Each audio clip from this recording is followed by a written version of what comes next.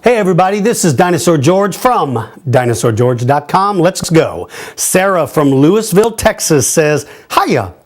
Well, hiya, Sarah. She spelled it H-I-Y-A, hiya. So either Sarah said hiya or Sarah is a ninja and starts off every sentence with hiya. Okay, so Sarah the ninja from Lewisville, Texas, she says, is Spinosaurus the biggest meat eater or is it Giganotosaurus? I'm confused. Sarah, I've been confused since the day I was born, and I'm 48 years old, and I'm still confused. So, not about this, but about life in general. This, I'm not so confused. Here's the answer. Spinosaurus was big. It was the longest predator, and it was the tallest if you count the big sail on its back. But Giganotosaurus was a much more robust dinosaur, so if you ask me my opinion of who's the biggest, I believe Giganotosaurus is the biggest, because he was taller without the sail of Spinosaurus. He was much more robust. I just consider him to be the biggest.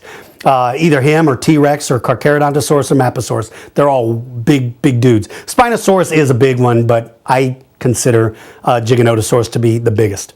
So, wow, how is that for a confusing answer? I'm so confused, I don't even remember what the question was. All I can tell you, Sarah, is, hiya! Okay, next is Marcin from Plock, Poland. Marcin says, good day to you, Mr. Blassing. Marcin, good day to you. Thank you for the wonderful manners, but please feel free to call me George, Dinosaur George, or DG. Everybody does, and I don't take any offense to that, but that's very kind of you.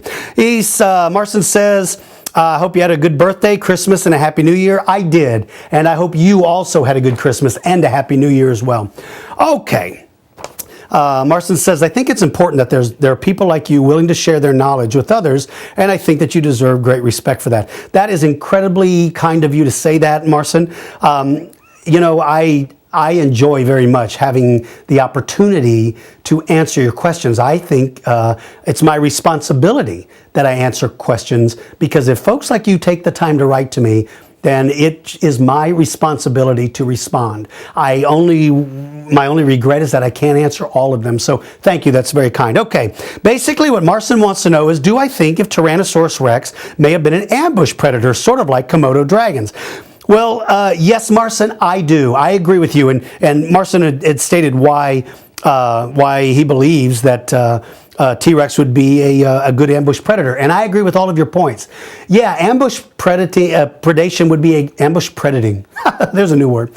Ambush predation is a great way to catch game without using a lot of energy.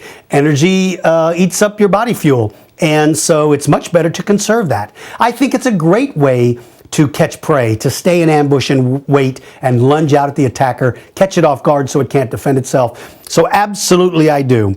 Marcin also said, P.S. I think you have a great sense of humor. Thank you, Marcin. My psychiatrists say that I can read minds because they claim I'm psychotic. What does that mean? It means what? My doctor said I'm psychotic. No, it means that I can read minds. Isn't that? Oh. All right. Finally, Marcin says, PPS. I hope that my English was understandable enough. Marcin, your English was absolutely perfect. I understood you completely. So thanks for taking time to write. All right. Nirva from Sharjah, United Arab Emirates. Is the only difference between a Baryonyx and a Spinosaurus that thing on Spinosaurus's back?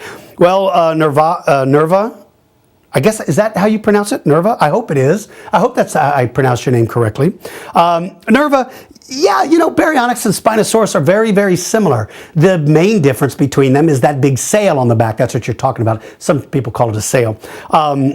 Yeah, that's certainly a difference. But when you look at those guys bone for bone, they're pretty similar. I would say that if you put the two side by side and you took away Spinosaurus's gigantic sail, for most people it might be difficult to tell the difference between the two. That's a good question.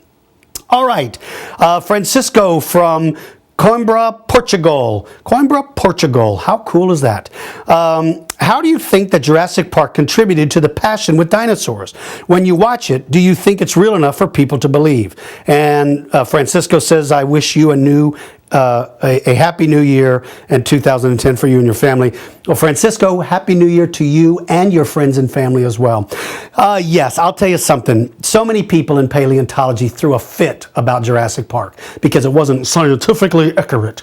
You should never speculate on anything in paleontology. It has to be factually. Shut up. Here's what I believe. I believe that Jurassic Park did more for paleontology than anything or anyone else had ever done up until that point. It drove millions of people to museums to go back and relearn about dinosaurs. It exploded people's interest, and the paleontological community still, to this day, reap the benefits. It's the same thing with all of the dinosaur movies. These paleontologists can't wait to get in front of a camera, but then when they do, then they scream bloody terror because they don't like the show they were in. It drives me nuts. They're frustrated because no show is good enough for them. Well, I got to tell you something. It's time to wake up and smell the coffee, folks. If it wasn't for the general public's interest in paleontology, most people in paleontology would not be in paleontology. It is the public that supports it. And every show that does something to spark someone's interest, in my opinion, is a good thing. Is it great that not everything they see is accurate? Well, of course not. But that's just the way life is. So for those of you that get mad about Jurassic Park or my show Jurassic Fight Club or Walking with Dinosaurs or any of these new dinosaur shows out, to you, I've just got to tell you that you can complain all you want, but in the real world, you should be grateful that people are having interest in dinosaurs because ultimately, it affects you. All right, let's see. Eren from Selma, Texas. This is my little cousin, Eren. My favorite cousin, by the way, Eren.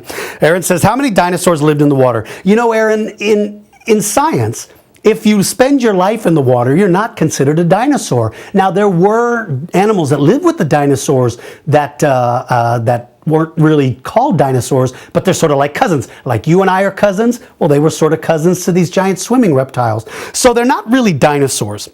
And there must have been hundreds of thousands, maybe millions of different swimming creatures living at the time of dinosaurs. So it's hard to tell. Now, certainly some dinosaurs could swim, but they didn't live their life in the water. So by the way, Eren, tell your mom I said hi, and tell your grandma and grandpa I said hello as well. Okay, last question.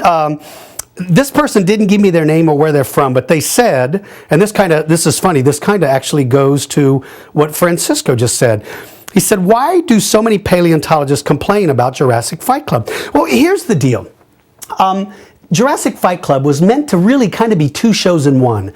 The first half was designed to be all science-based, factual-based, where paleontologists would answer questions like how big the dinosaur was, how it may have behaved, did it have good vision, did it have a good sense of smell, that. The second half, the last part of the show, was all fictional. It was all reenactment of what may have occurred. But of course, it's all fiction. Nobody was there. I can't tell you what happened because the fossil record doesn't tell us that.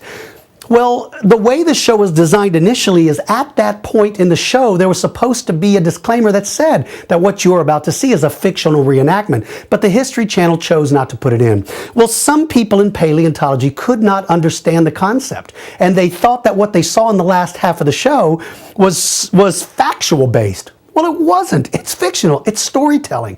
Most of the ones that didn't get it were really the college students, the younger ones. They blew a gasket, went crazy. A couple of true paleontologists didn't understand it, and they went absolutely ballistic.